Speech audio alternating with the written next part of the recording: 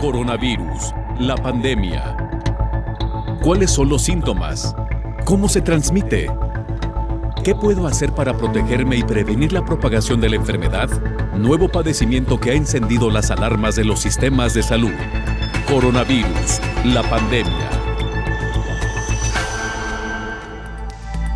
¿Qué tal? ¿Cómo le va? Bienvenido a un programa más de Coronavirus, la pandemia. Le recordamos que esta es una producción especial de la Universidad de Guadalajara que se transmite a través de la señal de todos, Canal 44, y que llegamos a México y América Latina gracias también a la señal de las televisoras públicas que se suman a Canal 44. Queremos también saludar y agradecer a nuestra audiencia en Radio Universidad de Guadalajara e invitarle a usted a que se ponga en contacto con nosotros a través de nuestras cuentas institucionales en Twitter y Facebook, @Canal 44 TV.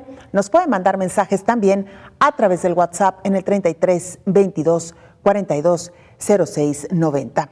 Hoy dedicaremos parte de este programa a hablar de las diferentes pandemias y epidemias que han asolado al mundo a lo largo de su historia, cómo la humanidad les ha hecho frente, cómo hemos salido y cómo esta nueva pandemia que hoy está enfrentando la humanidad, COVID-19, también ha necesitado de los recursos científicos, de los recursos médicos y por supuesto de la población para hacerle frente. Estaremos haciendo una parada en Nicaragua.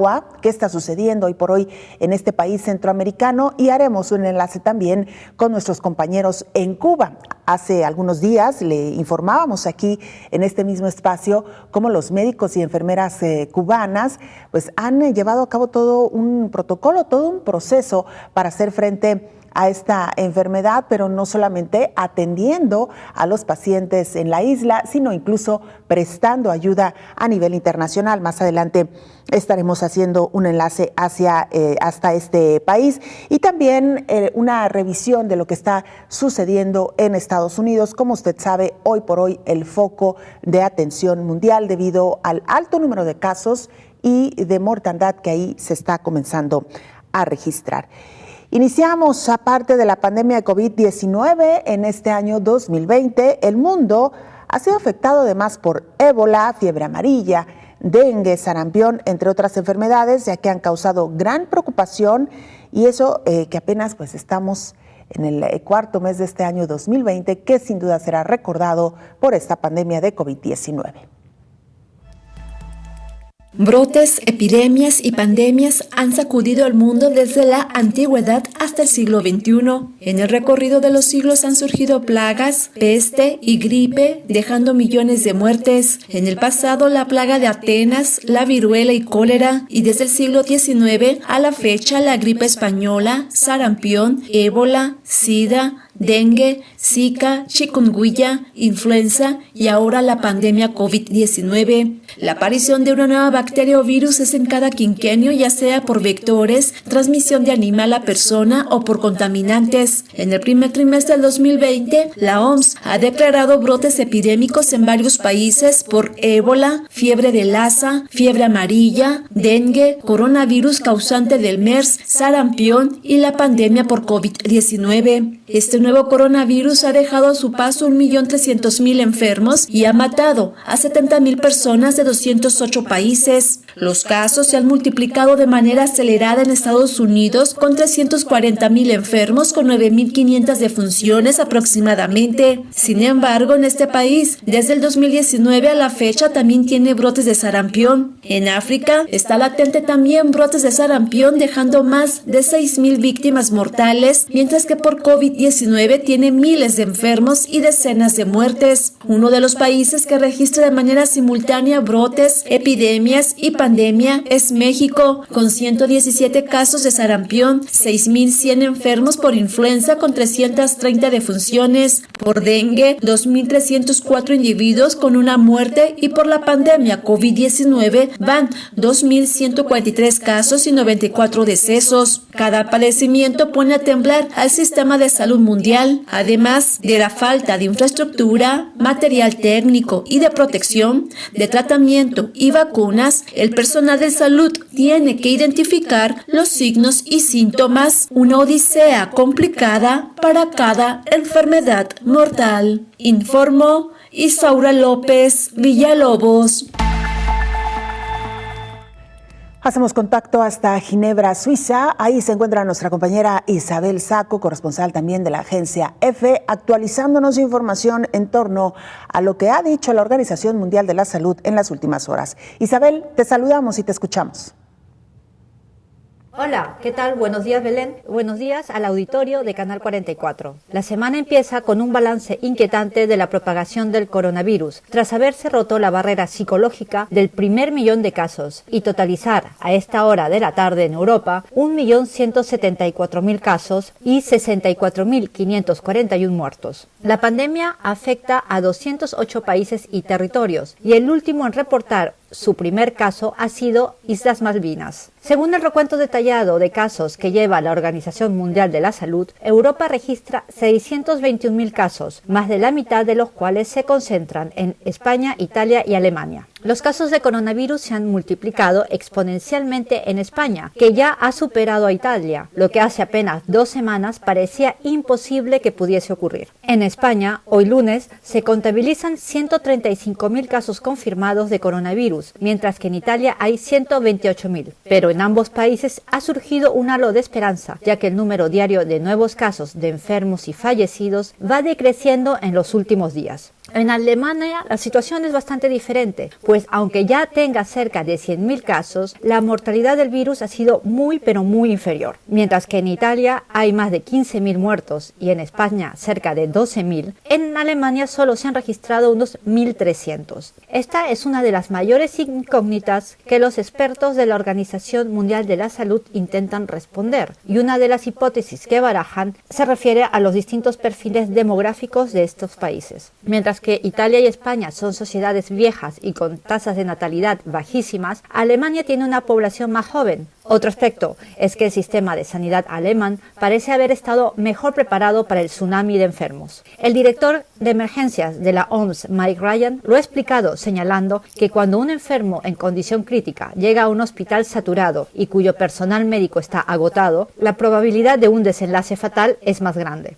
En los países más afectados, una situación dramática que se está dando es que los ancianos están muriendo solo en los hospitales o en las residencias para personas mayores en las que viven, sin la compañía de sus seres queridos. Los familiares no están admitidos en los centros hospitalarios debido al riesgo de contagio, pero hay organizaciones como Médicos Sin Fronteras que están proponiendo soluciones para que los enfermos puedan ser reconfortados al final de sus vidas. Entre las alternativas que hay es que los parientes tengan un espacio a cierta distancia con los elementos de protección y bajo supervisión para evitar riesgos. Por otra parte, aquí en Europa, donde varios países ya están en su 4ª semana de cuarentena y ante los datos alentadores que han comenzado a surgir, empieza ya a escucharse pedidos para que las medidas de confinamiento se empiecen a levantar. Sin embargo, los especialistas afirman que esto solo debe ocurrir cuando haya certeza de que se ha operado un cambio en la mentalidad y en el comportamiento de la gente, que todo el mundo ha interiorizado el peligro del COVID-19, así como las medidas de higiene que tienen que mantener. Reportó desde Ginebra Isabel Saco para el programa Coronavirus la Pandemia. Nos acompaña esta mañana aquí en el estudio, en esta mesa de trabajo, la doctora epidemióloga Norma Jacobo Hernández. Doctora, bienvenida, gracias por acompañarnos. Gracias, buenos días. Antes de entrar de lleno al tema que hoy nos ocupa, que son las pandemias y epidemias que han asolado al mundo, escuchamos con atención el reporte de nuestra compañera Isabel Saco y cómo el comportamiento de este virus ha sido distinto en cada uno de los países.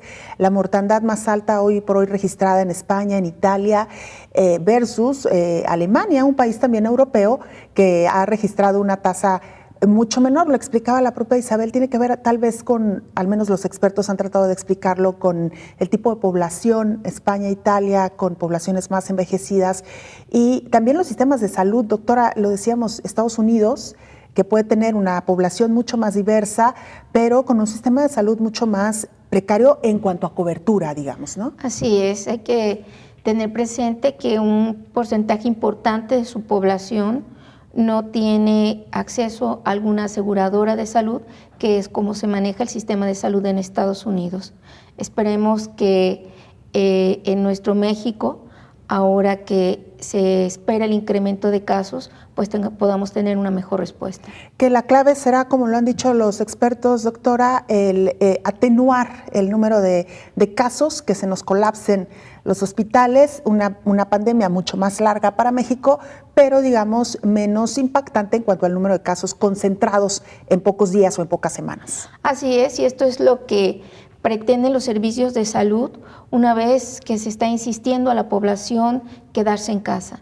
Sabemos que un porcentaje alto de la población vamos a presentar esta enfermedad, pero lo importante es que, como tú bien lo mencionas, sea en una proporción mucho más prolongada para que los enfermos puedan llegar a los hospitales y estos no estén saturados, de tal manera que se pueda otorgar la atención médica necesaria y la mortandad sea menor. Doctora, epidemias, pandemias, nada nuevo para la humanidad, la han acompañado a lo largo de su historia. ¿Cuál consideraría usted que hoy por hoy ha sido la más letal, la más agresiva, digamos? Bueno, pues en realidad en América la historia de las epidemias se tiene registro de estas desde la llegada de los españoles, en donde una población que no tenía inmunidad ante enfermedades como fue entonces la viruela o el sarampión, pues fueron devastadas por estas enfermedades. Y es un comportamiento que, como bien lo mencionaban en el reporte anterior, hemos visto de manera cíclica. Cada 10 años vemos cólera, los brotes que cada 10 años tienen un repunte en dengue que afecta a todas las Américas y también al mundo. Y bueno, en esta ocasión, que además de influenza se agrega este nuevo virus, COVID-19. Bueno, ya iremos, por supuesto, desmenuzando el tema. Mientras tanto, si le parece, doctora, vamos a hacer nuestra primera pausa. Sí. Nosotros regresamos, usted no se vaya, este es el programa especial Coronavirus, la pandemia.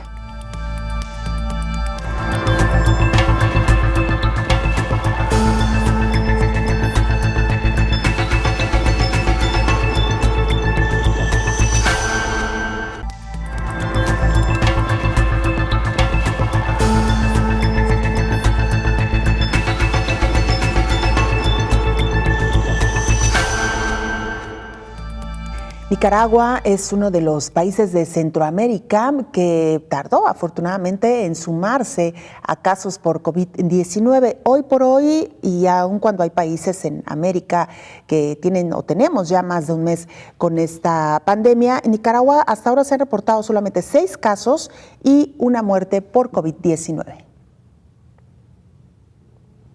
Ante las estadísticas de contagios y muertes producidas por el coronavirus o COVID-19 en el mundo, Nicaragua continúa fortaleciendo su protocolo sanitario en alianza con la Organización Panamericana de la Salud y brigadas médicas cubanas. De acuerdo al último informe compartido por el Ministerio de Salud de Nicaragua, hasta el momento se registra la recuperación del primer caso positivo en el país. Además, un ciudadano nicaragüense fallecido por complicaciones de COVID-19 y enfermedades crónicas que afectaron su sistema inmunológico. Y por último, se mantienen 3 casos activos. Se analizaron muestras para COVID-19 de personas que lo ameritaban, resultando, gracias a Dios, todas negativas. Nos mantenemos entonces con los mismos 3 casos confirmados. La señora de 52 años que ingresó de Estados Unidos, quien se encuentra en proceso de mejoría y cumpliendo tratamiento. El señor de 70 años, que también llegó de Estados Unidos, quien se encuentra delicado de salud, pero estable. Y el señor de 76 años, que ingresó también de Estados Unidos, que tiene múltiples afectaciones crónicas y se encuentra delicado. Desde el anuncio oficial de esta crisis sanitaria mundial, Nicaragua organizó un comité interinstitucional para aplicar el plan de contingencia regional propuesto por el Sistema de Integración Centroamericana, SICA, en el que se estipulan las medidas preventivas en aeropuertos y puestos fronterizos resguardados con el personal capacitado en atención al transporte de carga y de turismo. Establecer cuáles van a ser las alertas ante esta emergencia de salud pública y cómo nos vamos a vincular todos los que son las comisiones de desastres para atender esta pandemia a nivel de toda la región. Para el seguimiento y monitoreo de cualquier caso sospechoso, en Nicaragua se habilitó el Centro de Información Nacional COVID-19, en el que se brindará a la población toda información actualizada sobre las medidas preventivas a través de una línea telefónica, además de los hospitales ya destinados para la realización de pruebas y atención inmediata en territorio nacional. Tenemos un área de supervisión que ve la calidad de la llamada, tenemos un área de seguimiento. En el área de seguimiento de casos está un equipo técnico, pero también tenemos 8 médicos, entre médicos y enfermeras especializados en el tema para dar respuestas de mayor nivel y hacer las conexiones con el Ministerio de Salud. En Nicaragua, desde la planta de vacunas Meshnikov, autoridades sanitarias y brigadas médicas cubanas están estudiando la posibilidad de producir interferón alfa-2b, medicamento que, según especialistas, disminuye el efecto del comportamiento viral. Para Coronavirus, la pandemia, desde Canal 6, Managua, Nicaragua, informó Alondra Orozco. Gracias a nuestra compañera Alondra Orozco en Nicaragua con este reporte amplio, muy claro de lo que está sucediendo hoy por hoy y cómo los nicaragüenses están enfrentando esta pandemia. Y lo hemos dicho a lo largo también de estos días, COVID-19 nos ha recordado, al menos a los mexicanos, cómo es necesario enfrentar este tipo de emergencias sanitarias. Lo vivimos hace ya algunos años con la aparición de la influenza H1N1 en el año 2009, un brote que surgió en México y que, repito, nos enseñó a los mexicanos cómo enfrentar este tipo de situaciones. Hoy por hoy, algunos expertos han dicho que esta experiencia ha ayudado al país, pero también a muchos otros países a hacer frente a COVID. La primera pandemia de influenza ocurrió en Europa en la Edad Media, a la cual se han sumado otras 47 pandemias en la región. En el siglo pasado hubo 3 pandemias, en 1918, 1957 y 1968, de las cuales la primera resultó la más severa porque provocó la muerte de 50 millones de personas, de acuerdo con los Centros para el Control y Prevención de Enfermedades de Estados Unidos. En 1957 hubo casi 2 millones de muertes. Cada 40 años hay cambios mayores en los virus de esta enfermedad para los cuales la población no tiene inmunidad. En 2009 surgió la pandemia de influenza H1N1 con los síntomas de fiebre súbita mayor a 38.5 grados, tos y dolor de cabeza. México se convirtió en el epicentro de la pandemia que a nivel mundial infectó a personas de 214 países y que derivó en 18.449 muertes, según cifras de la Organización Mundial de la Salud. La letalidad de la influenza puede ser de 2 personas por cada 10.000 en personas menores a 30 años sin ninguna comorbilidad, mientras que el COVID puede ser de 2 de cada 1.000. De acuerdo con Ariel Eduardo Campos Loza, especialista en enfermedades infecciosas. Una gran cantidad de personas que desarrollan signos y síntomas actualmente de fiebre, faringitis o tos, no necesariamente va a ser coronavirus, puede ser influenza, y particularmente aquellas personas que tienen comorbilidades y que tienen la indicación de vacunarse influenza y no lo hicieron o no lo han hecho todavía, ¿no? Y que esas personas pues pueden desarrollar influenza y también desarrollar una complicación neumónica. Del 2 al 5 de marzo de este año, 94 países reportaron 213.931 muestras a la Organización Mundial de la Salud, de las cuales 72% fueron positivos a virus de influenza, entre ellas H1N1, informó Elizabeth Ortiz. Una pregunta recurrente de parte de nuestra audiencia es por qué COVID-19 se ha convertido hoy en una preocupación mayor y también por qué se ha puesto especial atención en cuanto a la letalidad. Nuestras compañeras investigaron y nos presentan el siguiente reporte. El coronavirus viaja en gotas y de gota a gota en 3 meses enfermó al mundo. Los coronavirus son una extensa familia de virus que en los humanos causan enfermedades respiratorias que pueden ir desde un resfriado común hasta un efecto más grave como el síndrome respiratorio de Oriente Medio, conocido como MERS, o el síndrome respiratorio agudo o SARS. Inicialmente los síntomas de COVID-19 eran fiebre, cansancio y tos seca, pero después se descubrió que también lo son la pérdida de olfato y del gusto. El primer brote sucedió en Wuhan, China. Es una enfermedad que se transmite a través de pequeñas gotas de una persona infectada al toser o exhalar. Esas gotas caen sobre objetos y superficies usados por otras personas que luego se llevan las manos a los ojos, nariz o boca. Una sola gota puede contener 1 millón de virus de COVID-19, mientras que una gota puede tener 10.000 virus de influenza. Por eso es más contagioso, explicó Miguel Ángel Bonal Pérez, especialista en medicina crítica pediátrica. La peligrosidad de este virus se debe a que se reproduce 1000 veces más cuando está al interior de una célula, lo que lo diferencia de otros coronavirus. De acuerdo con el especialista en biología evolutiva de la Universidad Nacional Autónoma de México, Antonio Lascano Araujo. Ese enemigo invisible, como lo llama el presidente Donald Trump, podría provocar entre 100.000 y 240.000 muertes en la Unión Americana. Habla Antonio Lascano Araujo. En realidad, sabemos que este virus se reproduce más o menos 1000 veces más frecuentemente cuando se multiplica, más frecuentemente cuando está en el interior de una célula, y en esto se distingue mucho de otros coronavirus. Esto es una de las razones por la que es tan peligrosa la pandemia, porque es tan peligrosa la infección. Apenas los Centros de Control y Prevención de Enfermedades en Estados Unidos recomendaron hacer mascarillas con una playera o con un pedazo de tela para usar en tiendas o farmacias, especialmente en áreas de transmisión comunitaria significativa, informó Elizabeth Ortiz. Bueno, doctora Norma Jacobo Hernández, epidemióloga, nuestra invitada esta mañana. Hemos hablado a través de estos reportes de las pandemias, las epidemias que ha habido de enfermedades como ébola, como la fiebre de Lassa, la fiebre amarilla, el dengue, el sarampión. La pregunta sería, doctora, si las autoridades sanitarias responden igual ante cada uno de estos padecimientos o se ha creado un protocolo específico para atender a cada una de estas enfermedades. Existe un protocolo específico que incluso se aplica de acuerdo a la temporalidad en el año. Por ejemplo, influenza.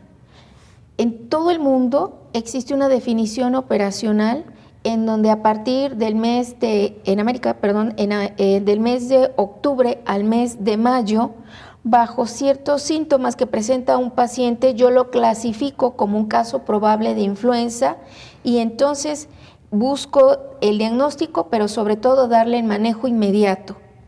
Existen otras temporalidades, en el temporal de lluvias que todos conocemos y ubicamos, la búsqueda de casos de dengue, también de acuerdo a una definición operacional específica.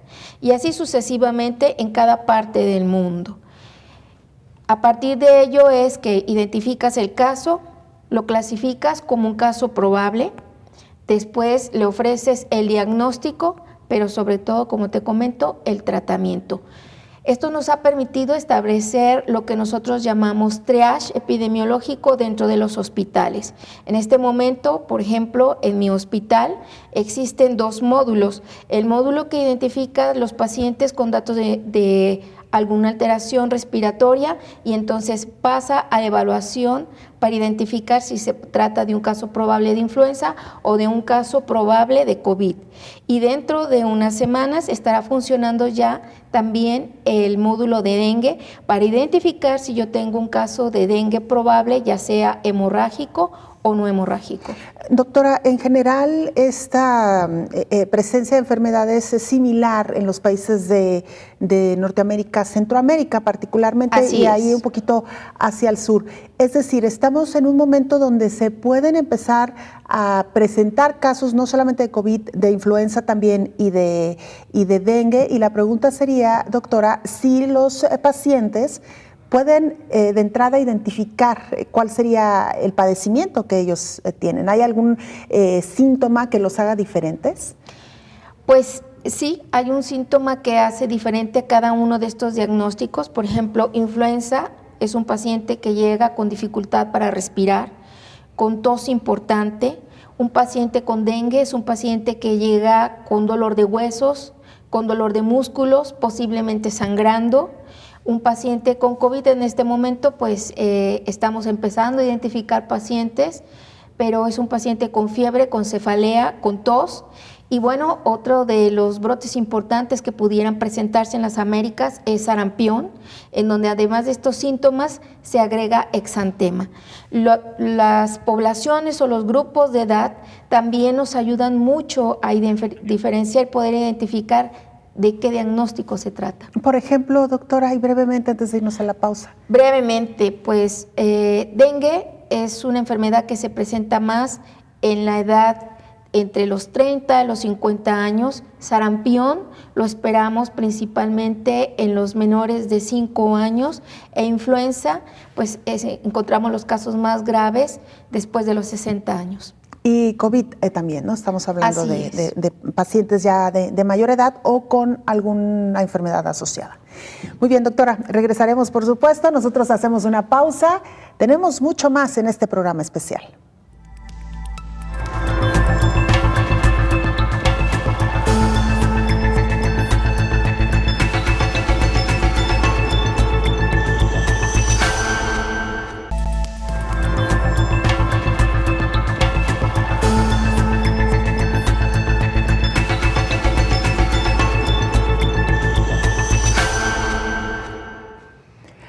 @Canal 44 TV, nuestra cuenta institucional en Twitter y Facebook, por si usted nos quiere compartir alguna pregunta, alguna inquietud, y también tiene como opción enviarnos sus comentarios y opiniones al WhatsApp en el número 33 22 42 0690. Hacemos contacto hasta Washington. Ahí se encuentra nuestro compañero Jorge Bañales, corresponsal además de la agencia EFE. Jorge, te saludamos y te escuchamos. ¿Cómo amanece hoy Washington? Hola, ¿qué tal? Buenos días, Belén, y buenos días a todo el auditorio de Canal 44. Bueno, Estados Unidos entró este lunes en lo que las autoridades sanitarias y expertos describen otra vez como una semana crucial en la pandemia. Y después que el presidente Donald Trump advirtió que habrá muchas muertes.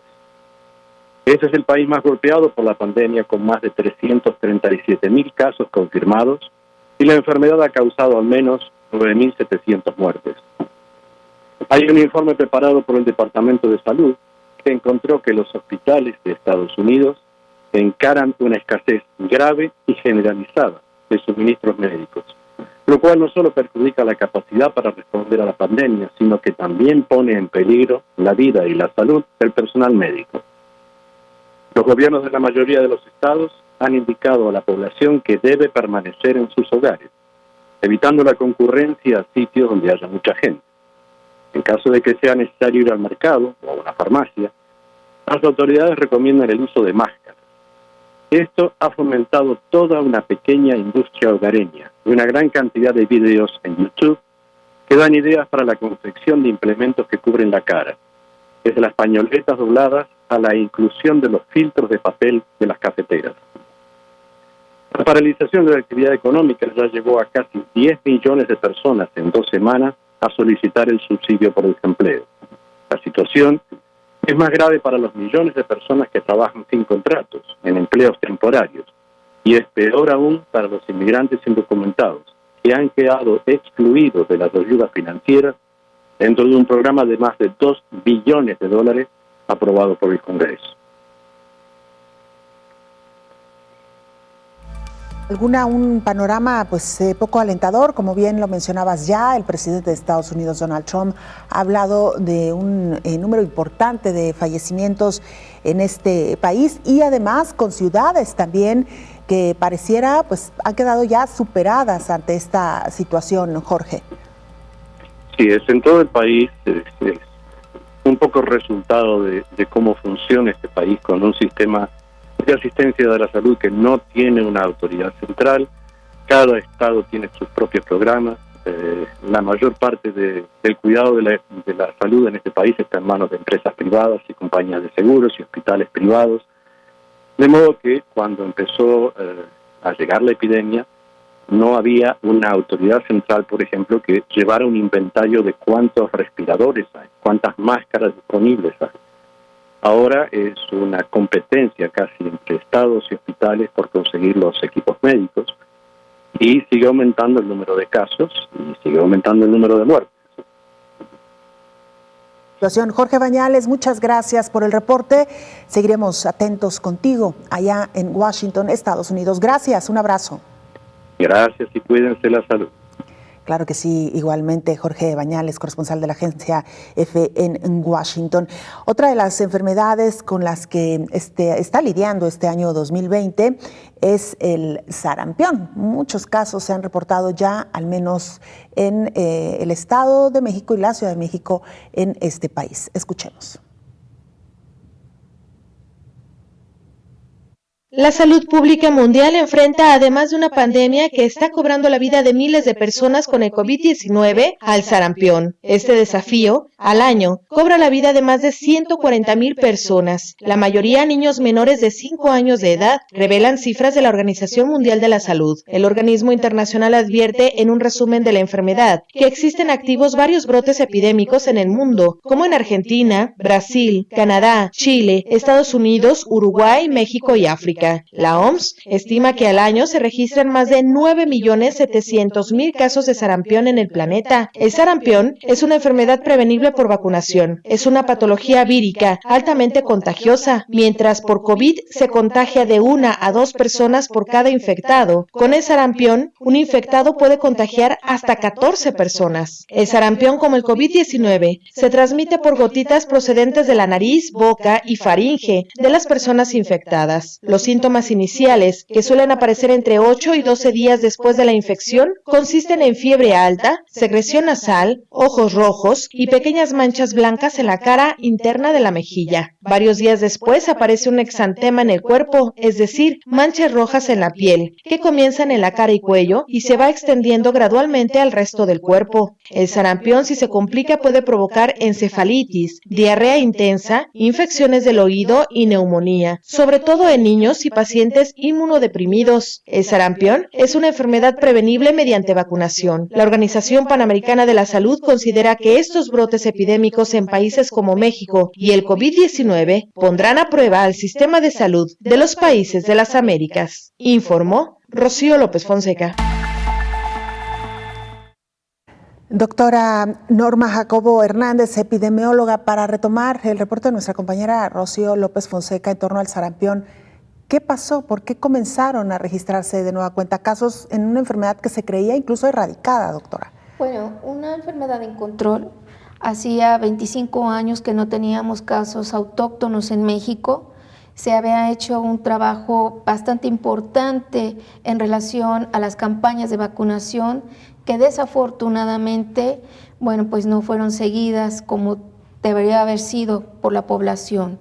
Existen estos movimientos antivacunas que en el mundo entero han disminuido las coberturas de vacunación y que bueno, esto también ha ocurrido desafortunadamente en las Américas. Como tú bien lo sabes, pues está ocurriendo en este momento un brote importante en la Ciudad de México que también tiene antecedentes en otros países en América como es Venezuela y Colombia. En este año esperamos el desarrollo de estos dos brotes importantes, COVID-19 y sarampión. Ahora, doctora, ¿sarampión es estacional también o puede presentarse en cualquier época del año? Bueno, sarampión inicia principalmente en el mes de marzo, pero es muy importante la cantidad de pacientes que pueden generarse a partir de 1, que pueden ser incluso hasta 20 personas infectadas por cada caso que nosotros encontramos. Y muy posiblemente pueda extenderse durante todo este año si es que el brote evoluciona más. O sea, estamos hablando de que los países de Centro y Sudamérica podríamos, y Norteamérica en el caso de México, podríamos enfrentar al mismo tiempo una serie de enfermedades o de padecimientos, además de COVID. Estamos hablando de, bueno, ya de COVID, pero estamos hablando de la influenza, que su periodo más o menos de qué mes a qué mes es, doctora? Por fortuna estamos terminando prácticamente el periodo de influenza, que esta concluye a finales del mes de abril, primera semana de mayo. Pero luego vendría dengue, que empieza cuándo y termina más o menos cuándo. Dengue inicia después de la Semana Santa y concluye aproximadamente en el mes de noviembre. Y estaríamos hablando además de sarampión. Así es, estaríamos hablando de 3 enfermedades importantes: COVID, dengue y sarampión. Doctora, ¿qué enfermedades son transmitidas por vector y cuáles son los signos y síntomas? Si pudiéramos hablar un poco de la diferencia que hay entre aquellas enfermedades que son transmitidas por un vector y las que son transmitidas por un virus o bacteria. Bueno, el cuadro clínico es muy similar. Es en el área de la atención médica en donde se puede diferenciar el cuadro. Por ejemplo, yo puedo tener un paciente con fiebre, con cefalea, con tos, mialgias y atralgias. Y este cuadro clínico puede tenerlo dengue, puede tenerlo influenza y puede tenerlo COVID. Sin embargo, los antecedentes epidemiológicos son muy importantes. Habrá quien nos dé la información de que estuvo en contacto con picaduras de moscos días previos. Habrá quien nos diga, no, yo estuve en contacto con una persona que fue diagnosticada como probable COVID o un COVID confirmado. O habrá quien nos dé otros datos de importancia epidemiológica, que es lo que nos ayuda a diferenciar cuáles son los diagnósticos. Decirte si es más importante el cuadro clínico en una enfermedad de transmisión por dengue que una por virus, pues al fin de cuentas son virus. Si yo te hablo de dengue es una enfermedad que requiere de un mosquito para que pueda ser infectado en una persona. Pero al fin de cuentas estamos hablando de un virus. ¿Qué enfermedades de transmisión a través de un vector tenemos? Tenemos dengue, Zika y chikungunya, que aunque se presentan en un menor número de casos, también lo tenemos presente. Y tenemos algunas otras, como pueden ser la riqueza o la enfermedad de Chagas, que se ven en una cantidad menor, pero que también los encontramos durante el año. Claro. Doctora, ¿qué recomendación haría usted a las personas que empiezan a tener como primer síntoma y que pareciera que es el común denominador, fiebre, hablando de que estamos entrando en una etapa, bueno, saliendo de influenza, pero entrando a dengue, ¿qué le recomendaría verificar como signo de alerta o alarma para saber si acude o no a un hospital o simplemente hace una llamada para poder llevar la enfermedad en casa? Mira, en realidad no le diría hasta que usted presente este síntoma, acuda a la atención médica, para nada. En cuanto usted presente fiebre, dolor de cabeza, tos, dolor de huesos o de músculos, acuda de manera inmediata a la atención médica. Pero es muy importante, por favor, que sea a un médico. Existen medicinas alternativas, pero no son las mejores para la atención de estas enfermedades. ¿Por qué? Porque desafortunadamente evolucionan de una manera muy drástica en pocas horas. El no permanecer en casa, el no automedicarse, el no autorrecetarse, el no creer que con los remedios que me recomiendan otras personas a mí me va a funcionar. Cada organismo es diferente y tal vez yo tenga alguna condición de inmunidad que no me permita responder como lo hizo mi vecino. Yo no le diría a nadie acuda hasta que, todo lo contrario, acuda de la manera más pronta para que un profesional de la salud le pueda decir la probabilidad de su diagnóstico es esta y entonces los síntomas que usted debe de verificar, el de estar evaluando para acudir de manera inmediata o regresar de forma inmediata a un hospital es por ejemplo, dengue. ¿Qué es lo que más conocemos y qué es lo que tenemos mayor experiencia, tanto la población como en la atención médica? Yo tengo fiebre, mialgias y atralgias, dolor de huesos, dolor de músculos, y puedo llegar y solicitar atención médica, pero entonces yo puedo evaluar al paciente y decirle, usted ya está iniciando con una alteración hepática. ¿Cómo lo identifica la población? Cuando las personas nos dicen, es que me duele, tengo un dolor abdominal, y con solo ese dato es un dato de alerta para nosotros. ¿Por qué? Porque sabemos que el hígado está teniendo ya alteraciones y es al paciente que tengo que vigilar porque muy probablemente esté sangrando. Muy bien, doctora, vamos a regresar, por supuesto, con el tema. Tenemos que hacer una pausa. Usted no se vaya, todavía hay mucho más en este programa especial.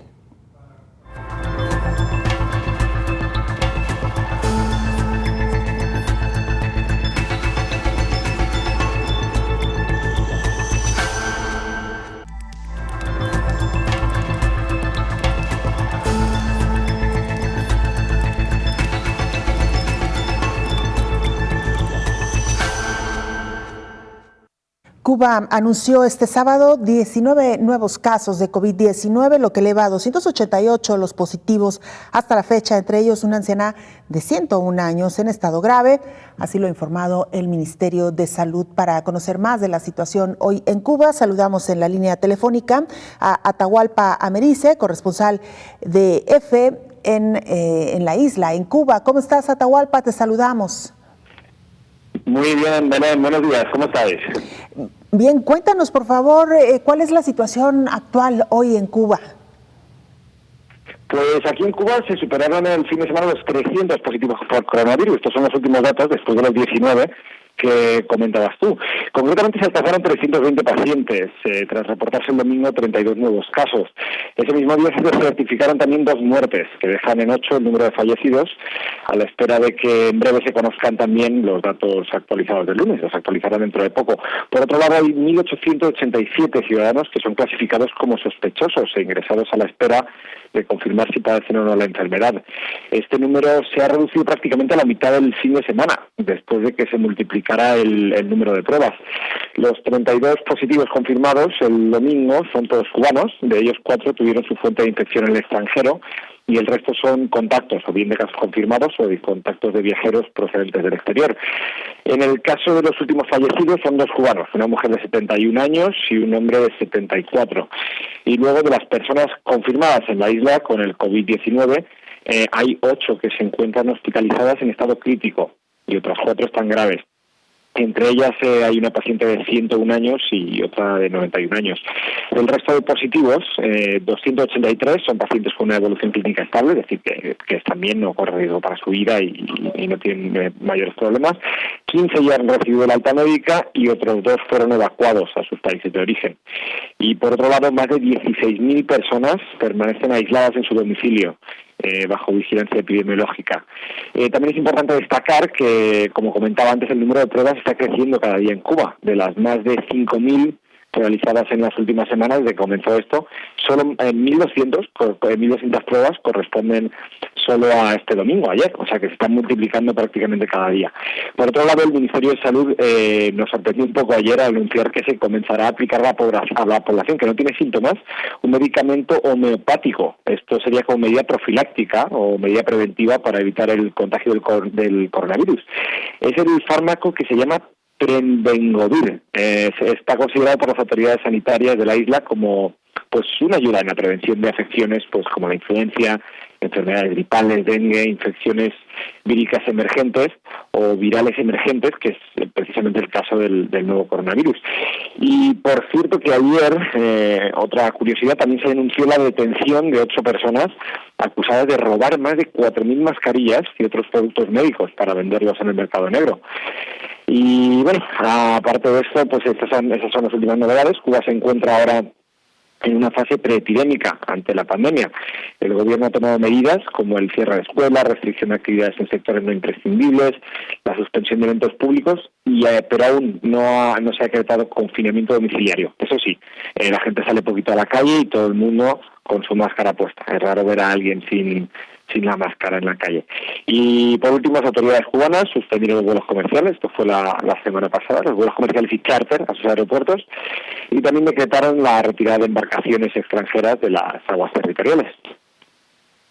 Se ha comenzado a ver precisamente esta disminución de turistas. Quienes hemos estado en La Habana, pues es increíble cómo las calles están siempre llenas de turistas, ¿no? No me imagino cómo se vería La Habana, por ejemplo, sin la presencia de los extranjeros. Pues vacía, la verdad es que muy vacía. Las calles solo hay gente que, solo hay locales, gente que va a comprar. Los turistas están recluidos, los pocos turistas que quedan, porque una campaña para que ya los turistas que quedaban se fueran. Ya cuando se acabaron los vuelos, todavía quedan algunos miles de turistas, pero muchos de ellos son personas con visa de turista que a lo mejor residen aquí porque tienen vínculos afectivos o familiares aquí. Entonces, lo que no se ve, igual que es como que en muchas otras capitales turísticas del mundo, es visitantes recorriendo las calles, yendo a monumentos, etcétera, etcétera. Así que un lugar tan pintoresco como La Habana y tan turístico, sí que es verdad que se ve un poquito rara pues eso, sin los turistas y con parte de los cubanos en sus casas y sin salir a la calle. Mencionabas esta parte importante de la aplicación de las pruebas, que ha sido todo un tema, toda una discusión a nivel mundial. En el caso de Cuba, ¿qué tipo de pruebas se están aplicando? ¿Son pruebas rápidas o son las pruebas que se han aplicado, por ejemplo, en países como Alemania o en países como Corea del Sur? Pues se están aplicando ambas. Se están aplicando las pruebas definitivas, que es el número que te ofrecí antes, que por ejemplo 1.200 resultados salieron solo el domingo. O sea, se están multiplicando en muchos hospitales de la isla, no solo en La Habana, también muchos en Santiago de Cuba y en otras capitales de provincia. Y luego se comenzaron a aplicar desde la semana pasada también los test rápidos. China envió 100.000 test rápidos a Cuba, y se están aplicando pues a todos los grupos de riesgo, a contactos de infectados, a contactos de contactos, etcétera, etcétera, o a gente que presenta síntomas. Entonces estos test rápidos son resultados no concluyentes y posteriormente se les hace la prueba definitiva, pero sí, se están aplicando miles y miles de test rápidos también, sobre todo la semana pasada. De hecho, el primer día se aplicaron 18.000 test rápidos. Claro. Atahualpa, ha sido un gusto dialogar contigo. Ojalá tengamos oportunidad de hacerlo nuevamente, porque hay mucho que hablar, sobre todo también de la ayuda que está brindando Cuba al mundo. Gracias, Atahualpa Americe, corresponsal de Agencia EFE en Cuba. Gracias a ustedes, gracias Belén, y ya sabéis que EFE siempre está a vuestra disposición. Muchas gracias. Bueno, nosotros regresamos aquí al estudio con la doctora Norma Jacobo Hernández, prácticamente ya para despedirnos. Doctora, nos queda apenas un minuto. Se viene un panorama entonces complicado para México y el resto de los países de América Latina por esta confluencia de enfermedades de las que ya hemos hablado. Así es.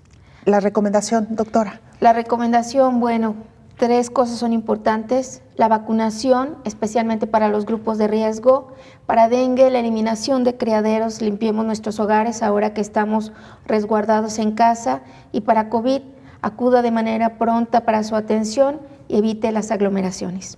Muy bien, si me lo permite la producción, y a ver lo que alcancemos a sacar algunas preguntas que nos han hecho llegar a nuestra audiencia. Dice, por ejemplo, si mi hijo menor de edad tiene obesidad, ¿cómo puedo protegerlo de COVID-19? Bueno, pues utilizando un cubrebocas, sobre todo no acudir a lugares en donde haya concentración de población para no tener el riesgo de infección, y el lavado continuo de manos.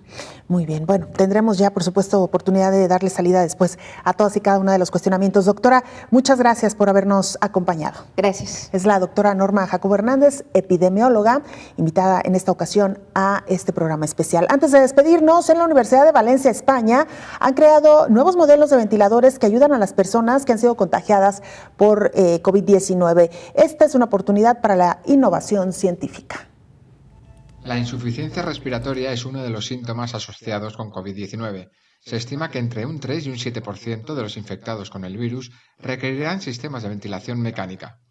La Universidad Politécnica de Valencia ha liderado junto al IBV el desarrollo de un nuevo ventilador mecánico para el tratamiento de estos pacientes. El sistema cumple con los requerimientos médicos necesarios para el tratamiento de este tipo de pacientes y permite ajustar su funcionamiento a las características de cada paciente de una forma sencilla.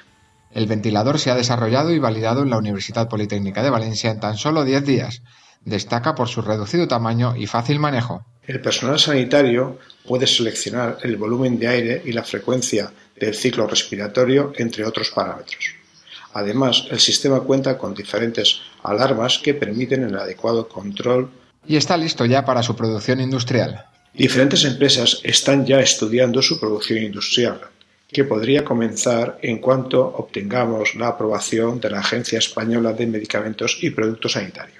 En el proyecto ha colaborado también el Instituto Tecnológico EDIME, la Universidad Católica de Valencia, así como expertos del Centro de Investigación Biomédica en Red de Enfermedades Respiratorias y del INCLIVA.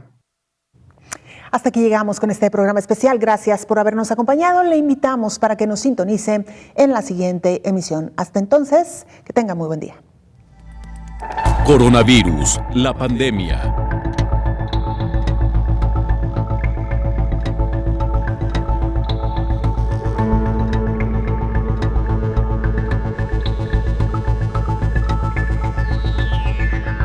Coronavirus, la pandemia.